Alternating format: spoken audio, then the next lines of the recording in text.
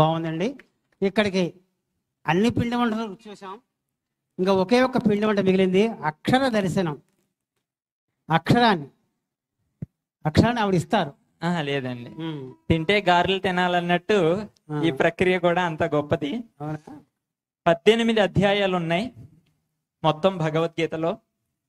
ఒక్కొక్క అధ్యాయంలో 40 అనో 50 అనో 70 అనో 60 అనో శ్లోకాలు ఉన్నాయి. 60 లేవులేండి, సరదాగా చెప్తున్నా.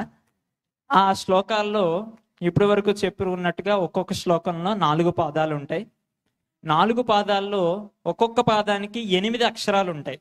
అనుష్టుప్ శ్లోకం అయితే, ఉపజాతి ఛందస్సు శ్లోకాలు అయితే 11 అక్షరాలు ఉంటాయి. అయితే ఈ అక్షరాల్లో ఫలానా అక్షరం ఏంటి అని వారు అడిగితే ఆ అక్షరాన్ని మాత్రమే నేను చెప్పాలి. ఉదాహరణకి 18వ అధ్యాయంలో 17వ శ్లోకంలో 3వ పాదంలో 7వ అక్షరం ఏంటి అని అడిగితే ఆ అక్షరాన్ని చెప్పాలి. ఆ విషయాన్ని అద్దేపల్లి సుగుణ గారు ఉమెన్స్ కాలేజీలో ఆచార్యగా పనిచేశారు. శ్రీ రామాయణ పుస్తకం రాశారు, ఉపన్యాసం అవుతారు. వారు ఇప్పుడు అంశాన్ని అందిస్తారు. సుగుణ గారు, అద్దేపల్లి సుగుణ గారు. సభా సరస్వతికి, ఉమరాలీషా పీఠాధిపతులకు, నేటి అవధాన సరస్వతికి, అలాగే సంచాలకులకు అందరికీ కూడా నా నమస్కారాలు. ఇప్పుడు జరుగుతున్నది భగవద్గీత అవధానం. అసలు ఈ భగవద్గీత అనేటటువంటిది రణరంగంలో ఉద్భవించింది. ఇక్కడ అవధానం చేసేటప్పుడు అవధాని గారు ఇంతమంది పృచ్ఛకుల్ని 8 మంది పృచ్ఛకులతోటి అక్షర బాణాలు వాళ్ళు సంధిస్తూ ఉంటే కనుక ప్రశ్నల శరాలు కురిపిస్తూ ఉంటే వాటితోటి యుద్ధం చేయడం అనేది ఇప్పుడు అవధాని గారు చేస్తూ ఉన్నారు. ఇటువంటి దీన్ని అంతటినీ కూడా ఎలా ఆయన ఎదుర్కొంటున్నారు, అగ్ని సదృశమైనటువంటి పరీక్షని అని చెప్పేసి ఆ వేడిమికి తట్టుకుంటూ అంటే ఆయన ఇందాకే చెప్పారు, ఆయనకున్నటువంటి ధైర్యం ఆత్మవిశ్వాసం ఏమిటంటే పక్క నుంచి దరహాస చంద్రికలు గురువు గారి దగ్గర నుంచి వస్తున్నాండి. నేను వచ్చిన దగ్గర నుంచి గమనిస్తున్నాను, ఏ ఒక్క నిమిషమైనా కూడా మనం రకరకాలైనటువంటి భావాలకి లోనవుతూ, ఆలోచనలకు లోనవుతూ రకరకాలైనటువంటి ముఖ భంగిమల్ని ప్రదర్శిస్తూ ఉంటాం. కానీ వచ్చిన దగ్గర నుంచి నేను గమనిస్తే వారి యొక్క దరహాసమే తప్పితే వేరొక ప్రదర్శన అనేటువంటిది నాకు కనిపించలేదు. ఆ దరహాస చంద్రికల వల్లే ఈ సభ అంతా కూడా ఇంత చల్లగా ఉంది. అందుకే ఇందాక ఆయన ఉన్నటువంటి అక్షరం అని కూడా పేర్కోవడం అనేటువంటిది జరిగింది. ఆ పవనాలు చల్లని శీతలమైనటువంటి గాలులు వీస్తూ ఉన్నటువంటి ఈ సభలో ఇప్పుడు నేను అడగవలసినటువంటి ప్రశ్నకు వస్తే కనుక, అక్షర దర్శనం ఇందాకే ఆయన చెప్పారు. అక్షర దర్శనం అనేటటువంటిది మన కళ్ళెదురకుండా కనిపిస్తున్నటువంటి విషయాలనే మనం దర్శించలేనటువంటి పరిస్థితి. అటువంటిది భగవద్గీతలో శ్రీకృష్ణ పరమాత్మ చెప్పినటువంటి అంశాలన్నిటిలో ప్రతి అధ్యాయాన్ని 18 అధ్యాయాల్లో ప్రతి అధ్యాయంలో ప్రతి శ్లోకంలో ప్రతి పాదంలో ఉన్న ప్రతి అక్షరాన్ని కంటతా పెట్టి గుర్తు పెట్టుకుని అడిగితే వెంటనే చెప్పగలగటం అనేటువంటిది ఆషామాషి విషయం కాదు. నాకు ఇచ్చినటువంటి ఆ అక్షర దర్శనం అనేటటువంటి ప్రశ్నకి సంబంధించినటువంటి విషయాన్ని అడుగుతాను ఇప్పుడు. ద్వితీయ అధ్యాయంలో 56వ శ్లోకంలో మొదటి పాదంలో 6వ అక్షరం. 2వ అధ్యాయం 56వ శ్లోకం మొదటి పాదం 6వ అక్షరం. సాంఖ్యయోగం 2వ అధ్యాయం 56వ శ్లోకం మొదటి పాదం 6వ అక్షరం. అవధాని గారు, చెప్పండి. ఒకప్పుడు సినిమాలన్నీ పవిత్ర బంధం, నీ స్నేహం అని చక్కగా వచ్చేవి. ఇప్పుడేమో పాగలంట, మ్యాడ్ అంట, రెచ్చిపో, నువ్వు ఉంటే ఉండు లేకపోతే పో, ఇలాంటి సినిమాలన్నీ వస్తున్నాయండి. ఎందుకంటారా? ఎందుకు ఇటువంటివి వస్తున్నాయంట?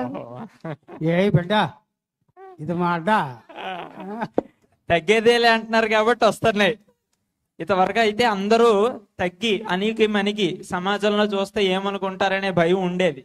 కాబట్టి తగ్గి మంచి సంస్కారవంతమైన సినిమాలు తీశారు. ఇప్పుడు తగ్గేదేలే అంటున్నారు, అందుకని ఇలాంటి సినిమాలు వస్తున్నాయి. ఇప్పుడు ఈ కాలం ఎలా ఉందంటే ఎదుటి వ్యక్తి ఎలా ఆలోచించినా ఏమైపోయినా ఎవ్వరికీ అక్కర్లేదు. మనకి మనం సుఖంగా ఉన్నామా లేదా, మన జీవితం సాగిపోతుందా లేదా అనేది మాత్రమే చూసుకుంటున్నారు. అంటే అంత స్వార్థానికి లోనైపోయారు. కాబట్టి సమాజానికి మనం ఏ సందేశం ఇస్తున్నాం, మనల్ని ఎదుటి వ్యక్తి చూస్తున్నారు కదా, ఇంతమంది తెలుగు ప్రేక్షకులు 4 కోట్ల 6 కోట్ల మంది సుమారు ఈ మన సినిమాలన్నిటినీ కూడా చూస్తున్నారు.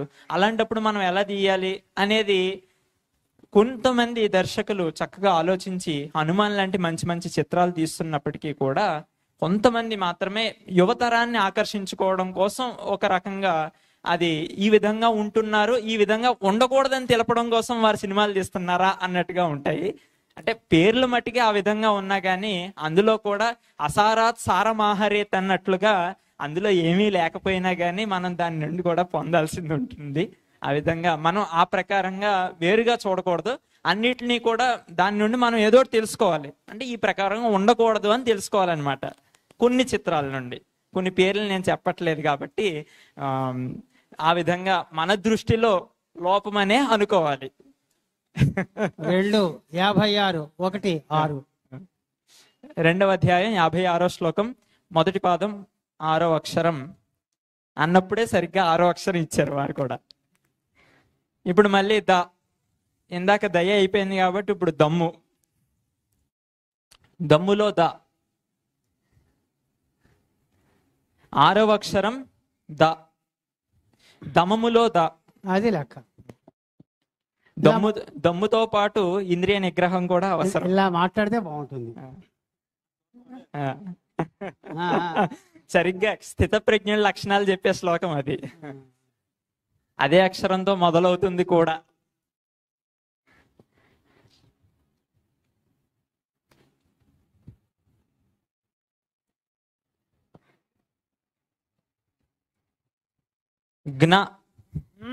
గకారానికి నకారం వత్తు. దుఃఖేష్వనుద్విగ్నమనాః సుఖేషు విగత స్పృహ వీతరాగ భయక్రోధ స్థిత ధీర్మునిరుచ్యతే అని ఈ శ్లోకం కూడా ఎంతో ప్రసిద్ధమైంది. కానీ దీని భావమే అప్రసిద్ధంగా ఉండిపోయింది అనుకోవాలి.